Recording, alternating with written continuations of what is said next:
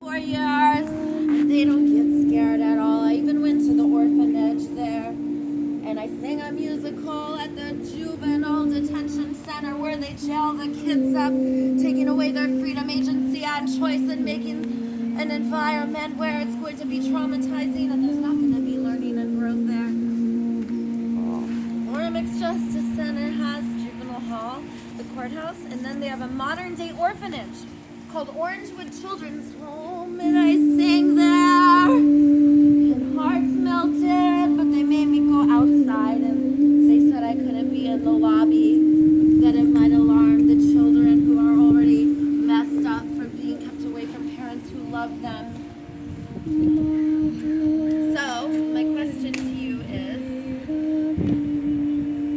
love and generosity a more life-enriching strategy than the withholding of needs and punishing of behaviors? Yes or no? Is our love really that powerful? Oh yeah. It's the most powerful. It's the most powerful thing we got. Most powerful thing we got. Yeah. And if you're told that you're going to go to a superorganism, a planet, that you're going to be the dominant species, you're literally going to have superpowers. Opposable thumb, ability to sing and think and strategize, superheroes. Yeah.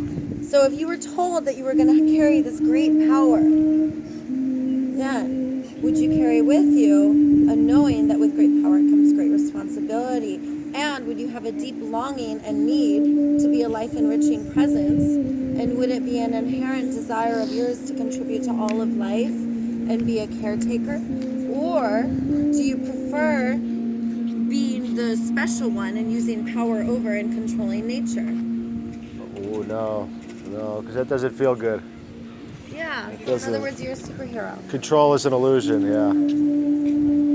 We got to live in harmony with nature, with each other. We can't try to control things, yeah. That's what's up. You saw our community garden, you saw what they did. Yeah. You know, could you believe it when it popped up again after they bulldozed it? Resilient. And then what happened? They came and bulldozed it again. Lame. But now they have to think about that. I don't think they probably feel good about that, some of them. Well, the good news is I spoke to the friends who did it, and the friends don't want to do it. Yeah. There's a denial of choice and a deserved language and a should and a have to that's going on. And there's a thick layer of speciesism, too, that separates us from nature. Yeah. And I went to talk to the friends at Parks and Recreation, and they said that they're going to help me get a permit to build gardens. Oh, dope. There you Haven't go. got the permit yet. I'll Cool. believe it when I see it. Right. But I'm going to go there after I finish the interview with you guys. If you want to come with me, you can. It's right by the skate park. Permit. Yeah, that's cool. And then they won't touch our gardens. They'll actually protect our gardens when other people try to hurt it. Hey, Duba Scoop! Snow leopard! I roar in your honor! It's on the Roar! It is a loving roar. move. It is a loving roar. Yeah. Yeah. Our love really is that powerful. Yeah. We conjured up snow leopard. Yay! Yay.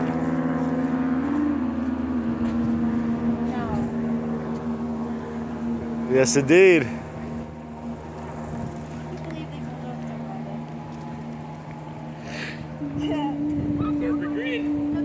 Yep. Okay, Duba. One love. Loving, caring community member. What do you think about them bulldozing our garden? Cops on the scene, holding it down. They bulldozed our garden. Do you think that we should allow plants that we can eat from to live? Let me ask you another question. Do you believe that plants love affection? And do you believe plants love music and song and for us to dance around them? And do you believe that animals should be free and they want to dance and be scoodled and snuggled too? Don, what comes up for you when you think about the destruction of the garden? And what is it that you are longing for? I just want the government to let the people be able to beautify the community if they choose to do so.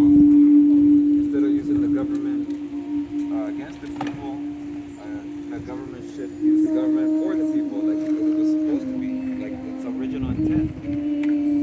Yeah, Well, for how the about if people. we have people, instead of giving their money to the government, how about if we have people kind of funnel their energies into the environment or into gardening or into their own stuff? What if we take our energies away from government? Do you have any tips or tools for that? To leave the clutches of the codependent, power over patriarchal relationship that we're told that we have to live under? Do we have to live under? How do we exit?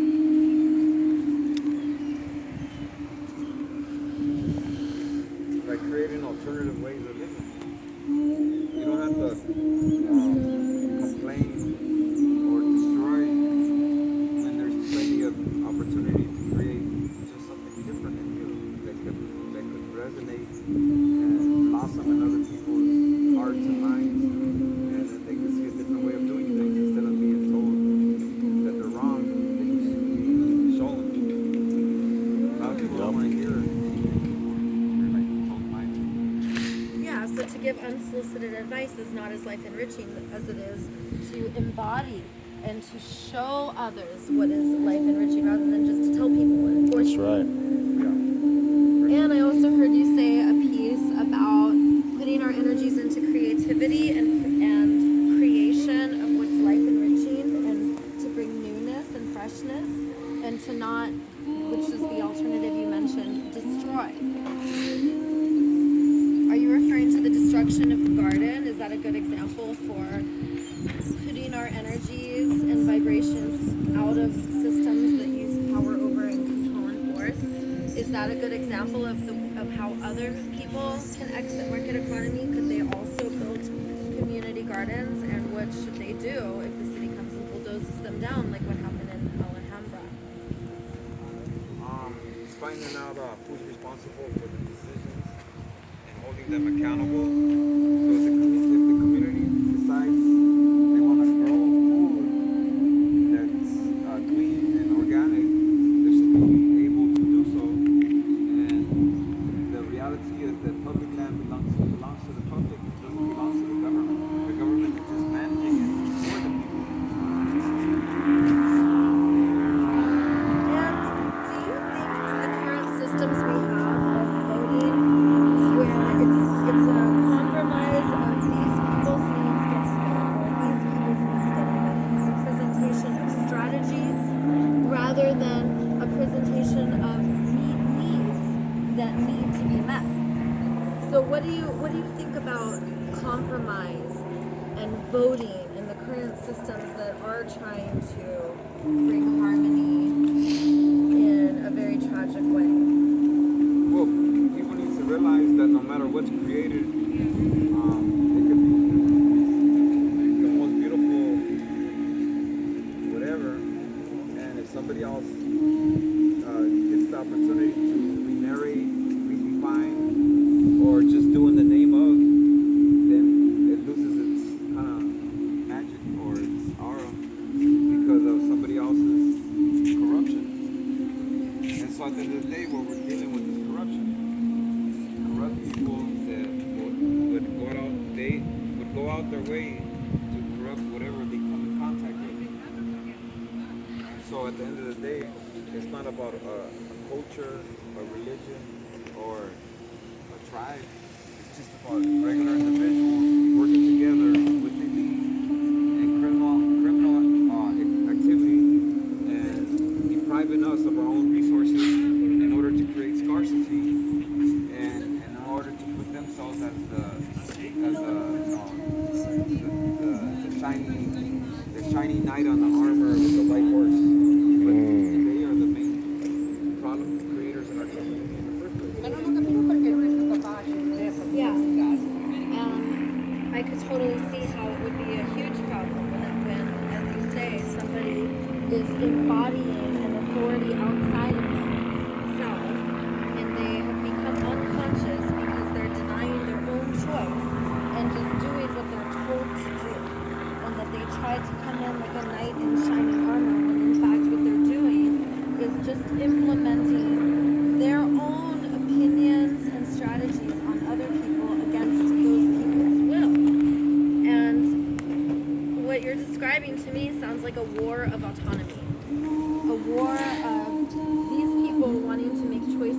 decisions for these people and using universal, life-serving resources to meet needs, using them by either withholding them or giving them out, that they're being used to control people. And that it's going to be a delicate untangling of coming together as a community to support each other and meet needs together outside of these systems that is going to be what restores the trust and interdependence that we need to once again be symbiotic with the superorganism we're on Earth. And no one can deny it's this, I think, the sixth mass extinction that the Earth has had, because we've had other mass extinctions, but it's the first one that is due to a cancer-like entity.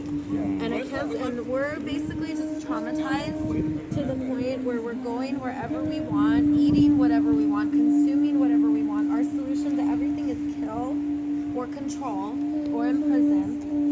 And that the frenzied killing and the use of excessive aggression and force is actually just a reflection of deeply traumatized, benevolent, sentient beings who have deep needs for love, belonging, trust, touch, self-expression, sexual expression, creativity, flow, adventure. And that when we are programmed from a small age through child rearing, that our needs are not important, that our feelings make us selfish, and to go manicure ourselves, that we're not meant to co-regulate and feel and process emotions together, that we have to be happy and our anger and violence is not welcome. And when we deny these parts of ourselves and suppress them, we all know that they're going to come out and jump out and get us. It does not get rid of them. It doesn't get rid of those. We all know it doesn't get rid of those parts. They just become disconnected from us instead of being an integrated part of us that we're conscious of, that we actually have control over.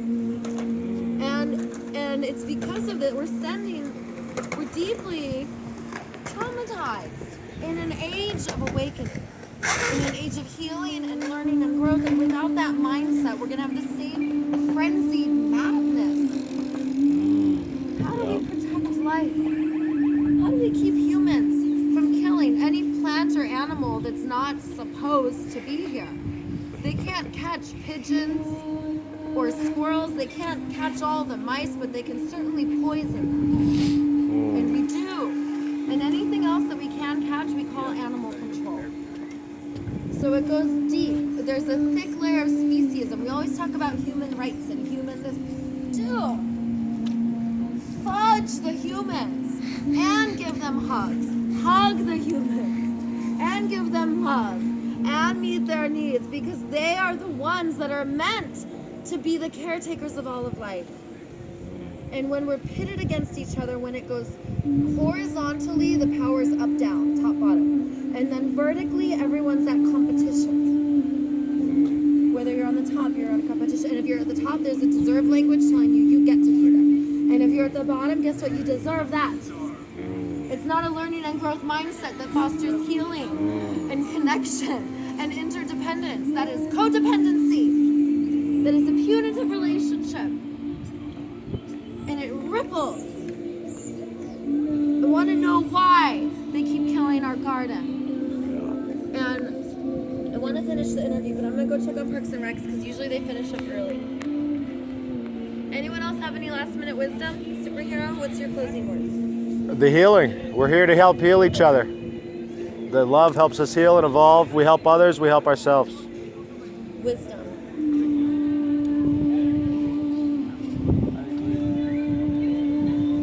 Chili? And a lot of communication, like you talking to Parks and Recs, a lot of communication, open communication. Yeah, it's big. There's neural pathways for collaboration. Yeah, it's all here. Yeah. They just atrophy. Usually instead of collaboration, we do the enemy energy. Yeah.